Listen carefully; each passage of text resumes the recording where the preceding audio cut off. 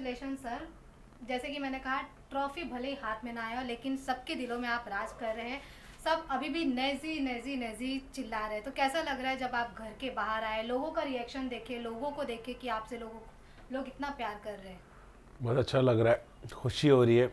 और जैसे लोग मुझसे प्यार कर रहे हैं वैसे मैं भी लोगों से प्यार कर रहा हूँ और एक अच्छा माहौल बन रहा है। और इसके लिए मैं बहुत शुक्रगुजार हूँ ऊपर वाले का कि मुझे मौका मिला अपने आप को रिप्रेजेंट करने का, मेरे हुड को, मेरे कल्चर को। मैं जैसे आइडेंटिटी मैंने पेश किया है, एकदम काम कूल, तो उसमें मैं कामयाब रहा, लोगों ने मुझे प्यार दिया, तो मैं बहुत खुश हूँ और शुक्रगुजार हूँ। इवन अगर हम आपके बिग बॉस की जर्नी की बात करेंगे तो काफ़ी लंबी जर्नी थी, क्योंकि आप टॉप 2 में थे। रनर अप है, आप फर्स्ट रनर अप है। तो अगर उसके हम डिस्क्राइब करना चाहेंगे तो आप किस प्रकार से डिस्क्राइब करेंगे? मेरी जर्नी बहुत एंटरटेनमेंट वाली थी, बहुत ही यूनिक थी। दूसरे लोगों की तरह मैं गॉसिप नहीं करता था, बैक बाइटिंग नहीं करता था। मैंने रिश्ते बनाए, जितने भी रिश्ते बनाए सब रियल थे, जेन्युइन थे। और मेरी पर्सनालिटी बहुत ओरिजिनल है, जेन्युइन है। मुझे ऐसा लगता है कि लोगों ने भी उसको अच्छे से समझा, मुझे मौका मिला ये करने का और जिसमें मैं कामयाब रहा। तो उतार रहा, चढ़ाव रहा, मतलब लेकिन कभी एविक्ट नहीं हुआ घर से। मुझे इज्जत दी गई, टॉप 2 तक पहुंचाया गया। तो मुझे ऐसा लगता है कि मैं अपने मकसद में एक हद तक कामयाब हुआ और बहुत अच्छा हुआ जो हुआ। एंड आपको लग रहा है जिनका आपके घर के अंदर रिश्ता कैसा भी था, भले ही अच्छा हो या बुरा हो, घर के बाहर निकल के भी आपका उनके साथ रिश्ता वैसा ही है, या फिर बहुत कुछ चेंजेस हुआ है, या फिर नहीं, आप किसके साथ रिश्ता बनाया ऑलरेडी? मैंने सबसे सबसे अच्छा ही रिश्ता बनाया, किसी के भी साथ खटास नहीं रही और किसी से भी मेरा कुछ बुरा नहीं रहा, कि अनबन नहीं हुई। बाहर भी मैं उस रिश्ते को वैसे ही रखूँगा, जो रिश्ता मेरा अंदर था उसको ही मैं कंटिन्यू करूँगा। इवन कभी ऐसा आपको लगा कि मैं बिग बॉस में आ क्यों गया, या फिर ऐसे कुछ आपको बहुत बुरी लगी चीज़ें, आपको लगा कि हाँ, बार बार कभी वही कभी चीज़ें सुन रहा कभी हूँ? कभी मुझे अच्छा नहीं लगता था जब वो आपस में एक दूसरे की चुगली करते थे और ये सब गेम की बातें करते थे, तो मुझे कभी कभी बोर होता था और मुझे ऐसा लगता था यार मैं यहाँ क्या कर रहा हूँ, मैं यहाँ क्यों आया। कभी कभी मुझे ऐसा महसूस होता था, लेकिन मेरे एक दो खास दोस्त थे जिनके साथ वक्त बिता के मैं फिर पॉजिटिव हो जाता था। तो इसीलिए मुझे मतलब मेरे दोस्तों के साथ वक्त बिताता था तो मैं ठीक हो जाता था। तो फिर मुझे कभी कभी बुरा लगा, लेकिन फिर मुझे अच्छा लगा। इवन कोई एक ऐसा मोमेंट, या फिर जब आपको लगा कि ये आपको सबसे बुरा लगा, कोई आपको कंटेस्टेंट ने कोई चीज़ बोली, या फिर कोई आपके साथ ऐसी चीज़ें की, एक कोई आपको अभी भी याद होगा कि आपके जहन में अभी भी वो चीज़ है? नहीं, ऐसी कोई चीज़ नहीं है। मैंने सब सब गलतियों को दरगुजर किया, सबको माफ़ करते हुए आगे बढ़ा गेम में। मुझे कोई रिग्रेट नहीं है, या तो मुझे कोई ऐसा इंसिडेंट नहीं है जो मुझे ज़्यादा बुरा लगा हो। सब नॉर्मल था मेरे लिए। जैसे कि बिग बॉस को हम कंट्रोवर्सी शो मानते हैं, तो ना चाहते हुए भी लोगों का केमिस्ट्री बना देते हैं बाहर निकल के, मतलब बाहर वालों को जो दिखाई देता है लोग वही बोलते हैं। वैसे कहीं ना कहीं आपका सना मकबूल के साथ लोग केमिस्ट्री बनाने लगे। भले आप लोग फ्रेंड्स थे, लेकिन लोग कहीं ना कहीं कुछ ना कोई बोल रहा था, जो कि आपको भी बुरा लगा था एक टाइम पे कि लोग क्या बोल रहे हैं। तो अगर हम आपका सना मकबूल के साथ जो आपकी फ्रेंडशिप है, अगर उसको डिस्क्राइब करने को बोलेंगे तो आप क्या कुछ कहना चाहेंगे? मैं यही कहूँगा कि हम लोग की बहुत रियल फ्रेंडशिप है। इस पर कोई भी दूसरा एंगल लगाने की कोई ज़रूरत नहीं किसी को भी। मुझे लगता है हम लोग बहुत जेन्युइन फ्रेंडशिप किए, बहुत रियल फ्रेंडशिप किए। अब जब लोग उसको दूसरे एंगल से देख रहे हैं तो वो उनकी गलती है। हमारा कोई ऐसा एंगल है ही नहीं। और वो मतलब हम लोग बहुत सॉर्टेड फ्रेंड्स हैं, बहुत कूल है। और हम लोग एक दूसरे की अंडरस्टैंडिंग है, फेथ है, ट्रस्ट है एक दूसरे पर। जैसी दोस्ती हमारी अंदर थी वैसी बाहर भी रहेगी।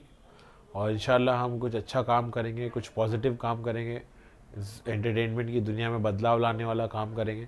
और जो लोग गलत समझ रहे हैं उनके सारे भरम को हम दूर कर देंगे। अपने आप पता चल जाएगा उनको वक्त आने पर के हम किस बारे में दोस्त है और हमारी दोस्ती किस डायरेक्शन में है। सब लोगों को पता चल जाएगा एक ना एक दिन।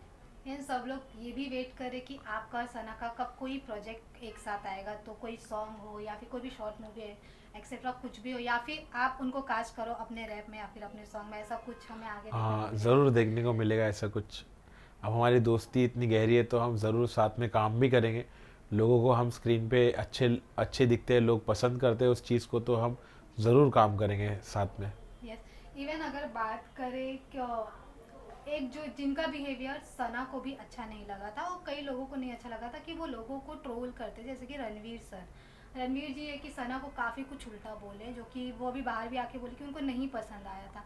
तो जब वो चीज़ें चल रही थी घर में, तो आप कैसा बिहेव कर रहे थे? मतलब आपका क्या रिएक्शन? तो उतना नहीं था, लेकिन आपको कैसा लग रहा था कि कोई किसी को इतना कैसे बोल सकता है?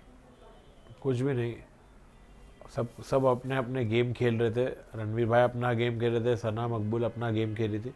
हाँ, मैं ये बोलूँगा कि किसी भी लड़की से कभी भी लाइन क्रॉस नहीं करना चाहिए। लड़की से थोड़ा तमीज़ से ही पेश आना चाहिए। तो ऐसा नहीं है कि वो लड़की है तो वो कुछ भी बोलेगी लड़कों को। तो लड़का लड़की का शॉर्ट ही नहीं है, शॉर्ट ये है कि बस लाइंस क्रॉस मत करो। चाहे लड़की हो या लड़का हो, इंसान झगड़े में, लड़ाई में कुछ ऐसा बोल जाता है जो किसी को तकलीफ़ पहुंचती है, किसी का दिल दुखता है। तो कभी भी लाइंस क्रॉस करनी नहीं चाहिए, चाहे वो लड़की हो या लड़का हो, रणवीर भाई हो या सना मकबूल हो। मैं यही कहूँगा कि झगड़े लड़ाई में कभी भी लाइंस क्रॉस नहीं करनी चाहिए। मैं नहीं जी, देखो जैसे हमने आपका बिहेवियर देखा, एकदम शांत स्वभाव था। और जब आपके ऊपर मूवी बनी थी गली बॉय, उसमें आपका बिहेवियर बहुत अलग था। और अब आप जब घर के बाहर आए हो, आपका नेचर लोगों को काफ़ी अलग लगा। तो हम जानना चाहेंगे कि रियल में नेजी है क्या, उनका बिहेवियर क्या है, वो खुद में क्या है? नेजी यही है कि एक मिस्टीरियस पर्सनालिटी है। नेजी को समझ पाना इतना आसान नहीं है, लेकिन उतना मुश्किल भी नहीं। और नेजी लड़ाई झगड़े में विश्वास नहीं रखता है। नेजी प्यार फैलाने में, दोस्ती में, भाईचारे में विश्वास रखता है। नेजी थोड़ा फ़नी है, थोड़ा सिली है, बहुत नॉर्मल है, सबको रिलेट होता है। और जैसे सब है वैसा नेजी है। और बहुत इंटरेस्टिंग है, यूनिक है, टैलेंटेड है। और बस मैंने अपनी पर्सनालिटी को लोगों के सामने लाया, लोग मुझे पसंद करें, मेरा मकसद पूरा। इवन नेजी, अगर बिग बॉस की बात हटाए तो बिग बॉस के पहले की अगर बात करें तो आपके लाइफ में काफ़ी अप्स एंड डाउन्स आए। जैसे कि बीच में आप अपना रैप भी करना थोड़ा बंद कर दिए थे। तो वो अप्स एंड डाउन्स को आप किस प्रकार मैनेज किए और किस प्रकार अपने आप को प्रिपेयर किए कि मैं बिग बॉस में अब आऊँ, लोगों के सामने आऊँ? मैं बहुत नेचुरली था, जैसा भी था मैं खुद अपने आप को वैसा रखा था कि कुछ एफर्ट्स नहीं डाले, मैं नॉर्मली प्ले किया। और उतार चढ़ाव तो हर आर्टिस्ट की ज़िंदगी में आता है। तो मैंने उसको बहुत अच्छे से हैंडल किया। जब उतार आया तो मैंने सब्र किया, जब चढ़ाव आया तो मैं उसको बरकरार रखने की कोशिश की और मेहनत किया। तो मैं विश्वास रखता हूँ मेहनत करने में। और अब ढेर सारा जो प्यार मिल रहा है, इसको मैं बरकरार रखने के लिए और मेहनत करूँगा और फोकस्ड रहूँगा और कामयाब होके बताऊँगा। इवन सोशल मीडिया के ज़माने में भी लोग बेवजह का लोगों को ट्रोल भी करते हैं। कहीं ना कहीं आपकी कुछ कुछ चीज़ों को लेकर आप भी ट्रोल हुए हैं, बिग बॉस के घर के बाहर हो या फिर उसके पहले हो। तो उस चीज़ को आप किस प्रकार मैनेज किया? आपको लगा कि ये सही है या फिर मैं अपने आप को चेंज करूँ, ऐसा कुछ? ऐसा कुछ नहीं, मेरे को ट्रोल से कोई फ़र्क नहीं पड़ता। सबका मजाक बनता है, चाहे वो बड़ा आर्टिस्ट हो या छोटा आर्टिस्ट हो। सब लोगों को मजाक मस्ती तो चलते रहती है। मैं उसको पॉजिटिवली लेता हूँ, मैं भी हंस के टाल देता हूँ। उसमें ऐसा कुछ नहीं है कि मुझे बुरा लगता रहा या कुछ, ऐसा कुछ नहीं है। इवन इसके बाद कई साल हो गए, आपके और डिवाइन के कोलैब को लोग मिस कर रहे हैं, क्योंकि काफ़ी लोगों को पसंद आता था आप दोनों के कोलैब को। तो इसके बाद अब क्या कुछ वैसा देखने को मिलेगा? हो सकता है देखने को मिले।